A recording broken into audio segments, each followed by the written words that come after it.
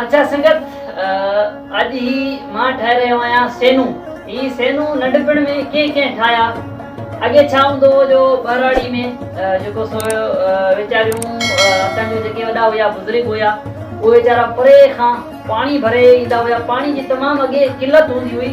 हिकिड़ा वाह ठेर हूंदा या बरसाति पवंदी, उहे ढोरा जेके आहे पाणी जा उहे भरिजी वेंदा। उन्हनि मां मट जेके आहिनि मथे ते खणी पाणी भरण वेंदियूं हुयूं असांजूं अमड़ियूं जेके हुयूं।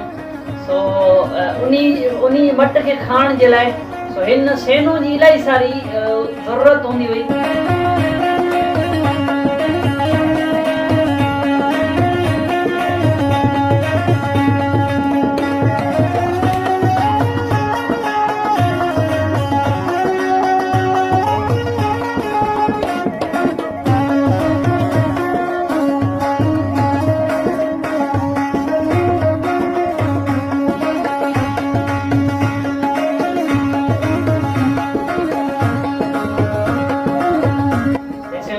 प्रोसेस हले तो पियो। अञा अगड़ियूं मोटाईंदी, अञा थोरो थुल्हो थींदो। हींअर अञा सन्हड़ो आहे, हिन खे अञा कपिड़े जी मरम्मत थींदी।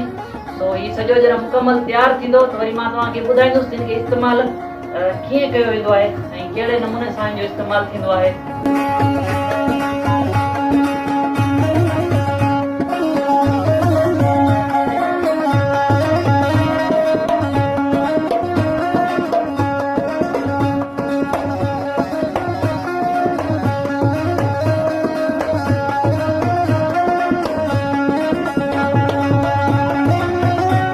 भी असांजूं अमड़ियूं भेनरूं जेके आहिनि उहे हिन सेनू जो इस्तेमालु कंदियूं आहिनि।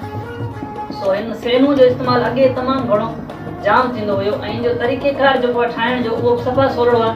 पहिरियां खां अगड़ी तव्हां खणो, उन अगड़ी खे गोल विड़ो, उन खां पोइ हर अगड़ी खे तव्हां हीअं हिन खे वर ॾींदा, सेट कंदा अचो। सेट करण खां पोइ हीउ तव्हांजो सेनू जेको आहे मुकमल तयारु थी वेंदो। ही जेकी आहे ही बि सच पुछो सिंध जी क़दीमी शयूं मंझां हिकु क़दीम शइ आहे। अगरि जेकॾहिं क़दीमी शयूं सिंध जूं रखियूं वञनि त पुराणी शयूं जीअं ॾाटरो आहे, कुआड़ी आहे, अहिड़े क़िस्म जूं जेके जीअं गागर जंहिंमें लस्सी विझंदा आहिनि उहा गागर आहे। अहिड़े क़िस्म जूं पुराणी शयूं जेके रखियूं वञनि त हिन सेनू खे बि उते ज़रूरु शो कयो वञे, छो हीअ बि असांजे तक़रीबन पुराणे दौर जी हिकु अहम निशानी आहे। अॻे ही ॾाढो इस्तेमालु थींदो हुयो। सो हाणे थी सघे थो किथे इस्तेमालु थींदो, जेको तक़रीबन हाणे हिन जो इस्तेमालु घटि थींदो आहे। ऐं हाणे वरी नयूं जदीद टेक्नोलॉजियूं बि अची वियूं आहिनि, उन्हनि जे करे बि इलाही सारो हिन ते फ़र्क़ु पियो आहे। लेकिन अॻे ही ॾाढो हिन खे इस्तेमालु कयो वेंदो हुयो।